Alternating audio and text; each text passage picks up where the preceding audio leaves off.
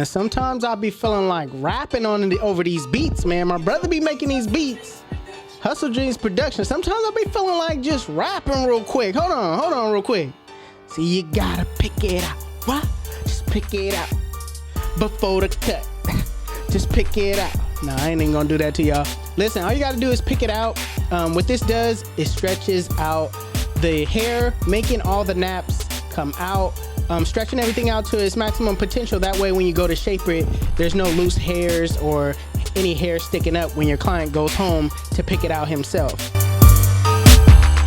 So what I like to do is I like to start basically from the bottom, shape it to the top. I got my lever all the way closed on my Stylecraft X 360 GZ clippers, and I'm just giving it the best shape that I know how. I'm not really focusing on giving it a perfect shape, but just getting it to a place to where I could visually see what it's gonna look like when I do decide to perfect the shape. You know what I mean? You don't wanna just start tapering on a sloppy canvas. You want to make sure everything's neat as you go. That way you could blend into the afro that's on top.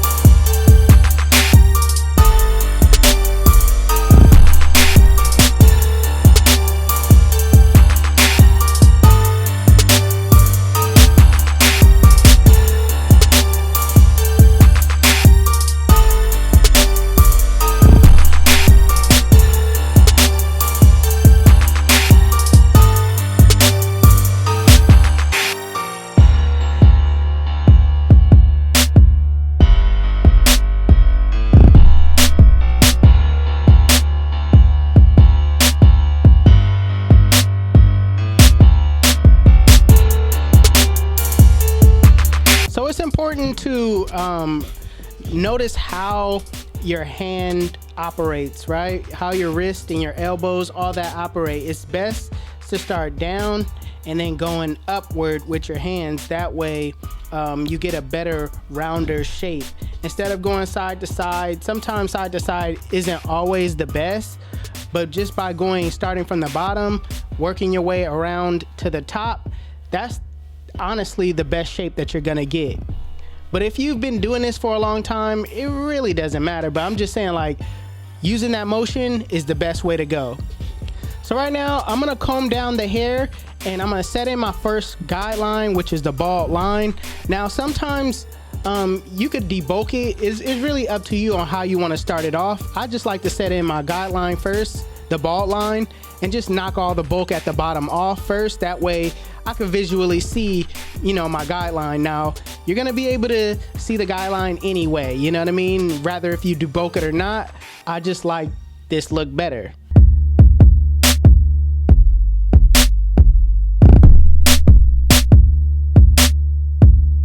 So now I'm gonna go in with my one guard with the lever open, and I'm gonna go in and debulk.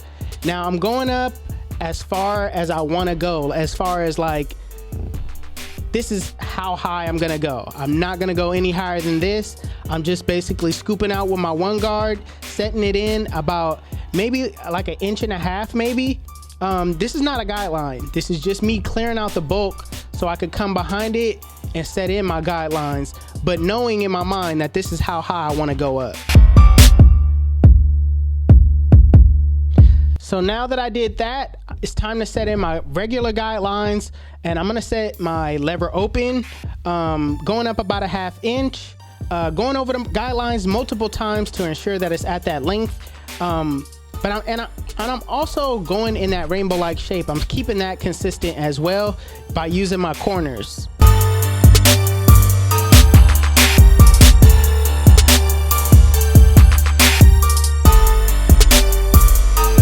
Now I'm putting back on my one guard and I'm going up about 1/2 inch, really setting it in this time, scooping out, but making sure that that bottom is at that one guard length.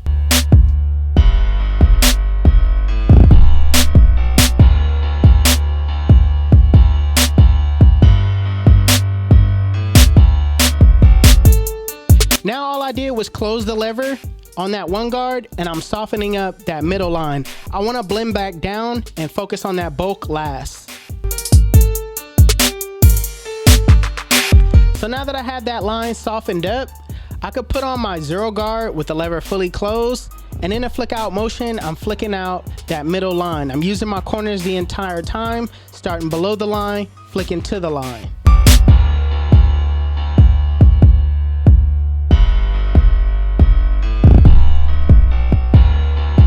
So in the case of that guard not taking out everything that you want, I like to go back with my lever open and kind of clean up those areas where I see bulk.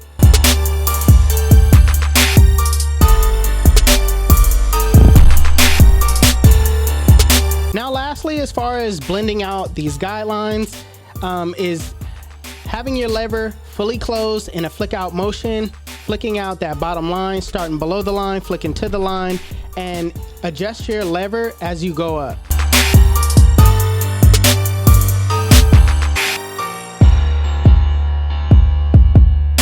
So now that I've done the blend, I can really focus on shaping the bulk that's on the top. So all I'm gonna do is set my lever fully closed and freehand that bulk into the top.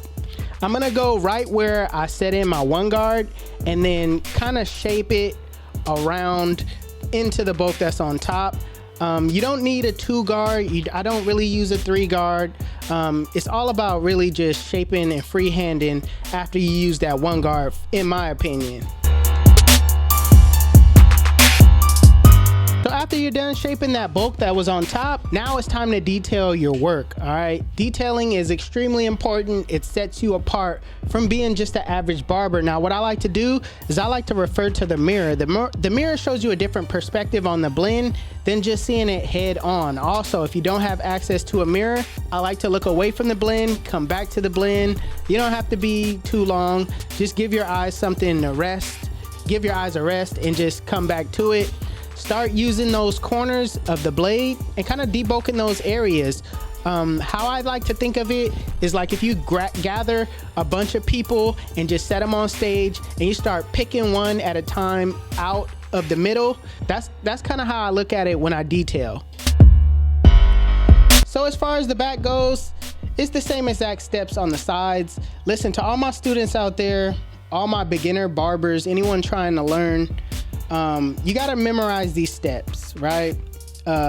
Memorize these steps so you don't have to think about what to do next, all right? It's the same exact steps for every body, every texture. It's just a little different with straight hair as far as the tools that you use, but as far as me putting in the steps, it's the same exact steps as far as blending. So I go in, I put my, my line in, my bald line, then I go behind it and debulk. All right, now I don't do this all the time, just with afros. You gotta debulk to where you know what it looks like going into that afro at the top. So all I'm doing right now is scooping out and debulking, making sure I go over it multiple times to make sure it's at that 1 guard length.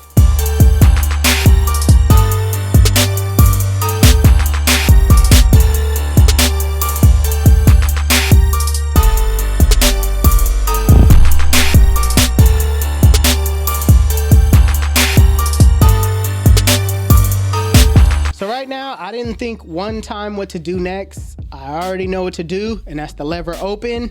And I'm going up about a ½ inch, making sure I go over that guideline multiple times to ensure that it's at that length. Now, sometimes it isn't about just being an up and down motion. Sometimes you gotta go to side, left to right to really get it down to that length, because not everybody's hair grows up or down.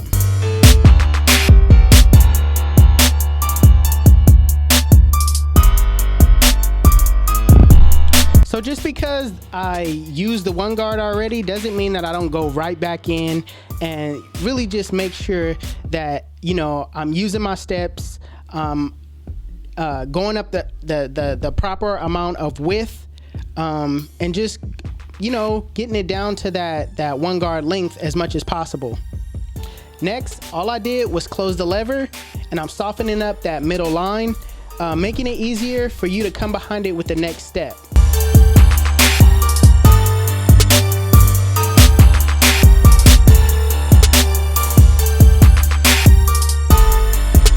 here, I'm just gonna go right into the bulk, shape it, go to that one guard, and with the lever closed, and just flare it out a little bit so, you know, I can make that taper visible.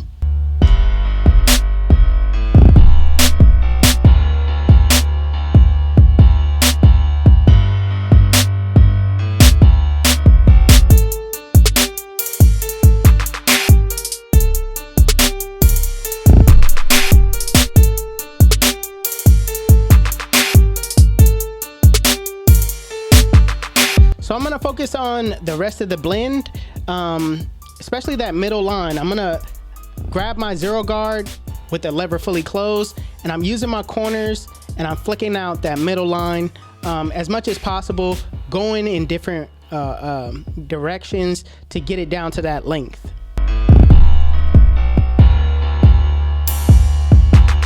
So in some cases, the zero guard just doesn't take it down fully. I come behind it with the lever open, and I'm just detailing those areas as much as I can, knocking out those bulk areas in the direction of like side to side, up and down, just to get it at that length that I want. Now lastly, what you want to do is close the lever fully, and in a flick out motion, flick out that bottom line. Start below the line, flick to the line, adjust your levers as you go up. And also, lastly, I'm gonna detail as much as I can. Start using different guards in different areas where I see bulk. Utilizing my mirror as much as I can to see those bulk areas, because like I said, just looking at it dead on, you really can't see everything that you need to see. Sometimes you need to see it in a different perspective, and the mirror allows you to do that.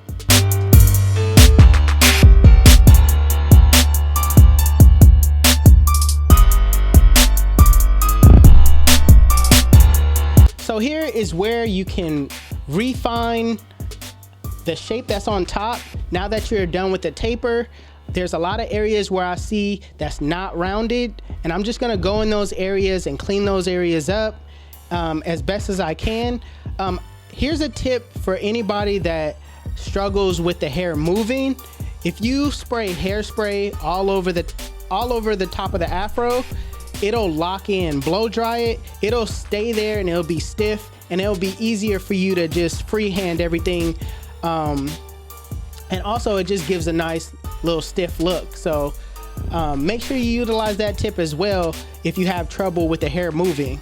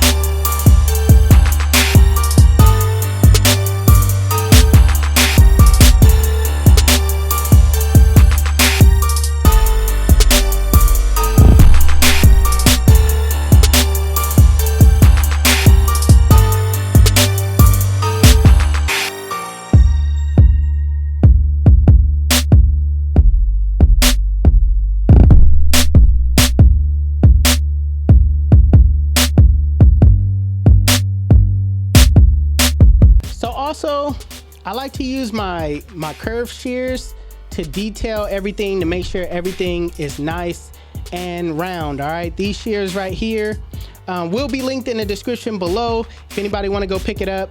These are great shears to detail afro, and it makes it a lot easier too than using straight shears.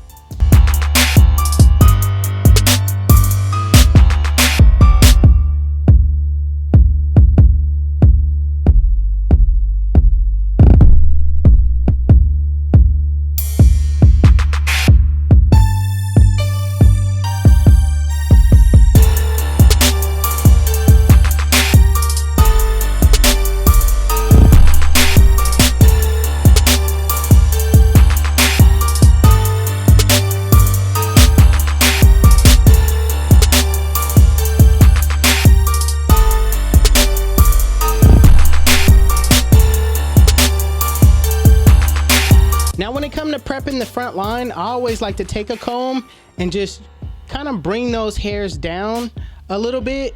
That way, when you go to line it, the lineup will be crispy. I'm gonna take this down to a 1.5 or a 1 guard. All right, all depends on what type of texture I'm dealing with. And right now you can see I closed the lever and I took it down to that 1 guard length.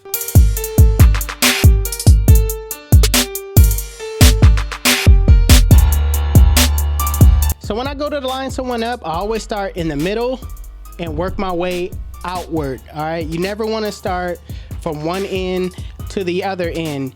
You never want to do that. Always start in the middle, go from left or to right, because that's cutting out the distance from you having to go from one corner to the next.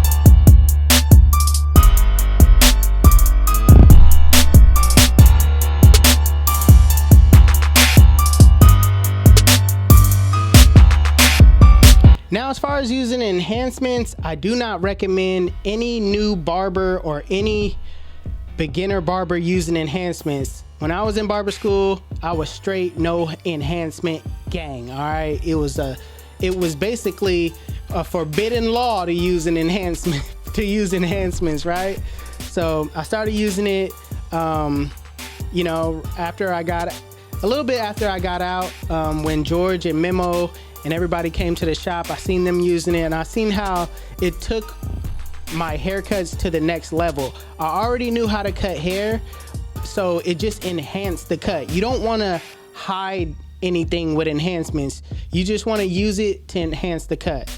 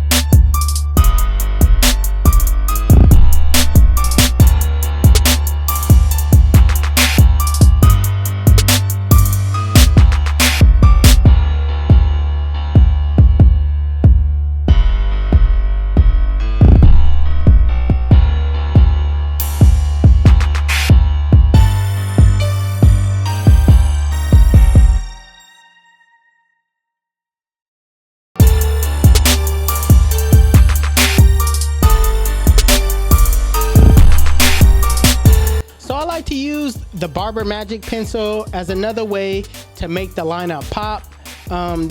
If you're a student, I would suggest, if you want to start going into enhancements, to use this way first rather than to just start spraying on enhancements and hair fibers and, you know, dye. I would use this first before I started using real enhancements.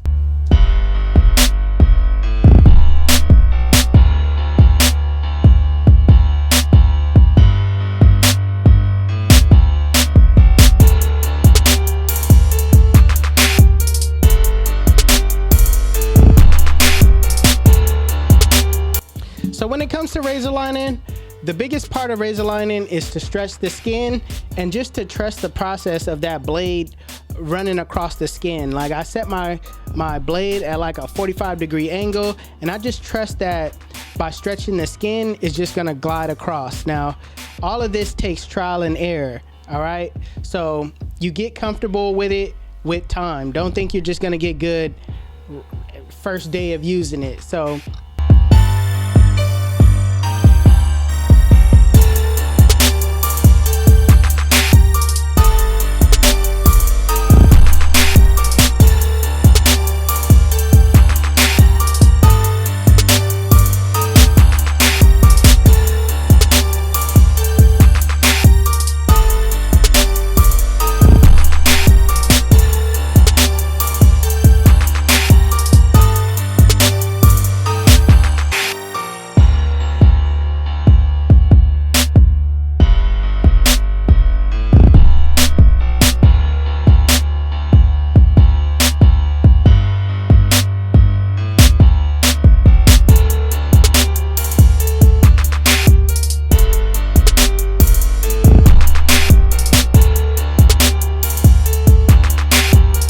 lastly, I'm going to curl sponge my client's hair.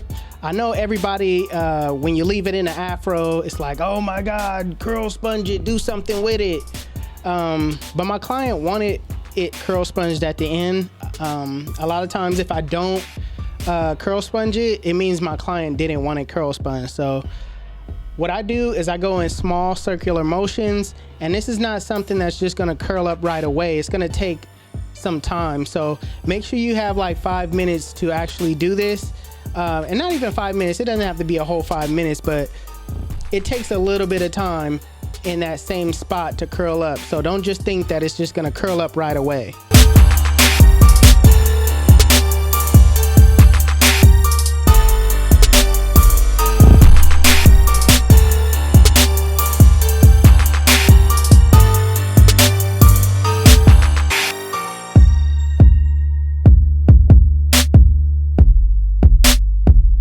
Listen, let me tell you why they call me 360. When they sit in my chair, spin them in a full 360, and they come out looking like, got it, got it, got it, got it, yeah! YouTube! This is the cut, and if you like it, make sure you give it a thumbs up. If you're new to my channel, please hit that subscribe button. Also, HustleDreamProduction, that's my brother, he does all my beats. His YouTube channel will be linked in the description below. Make sure you guys go give him a follow.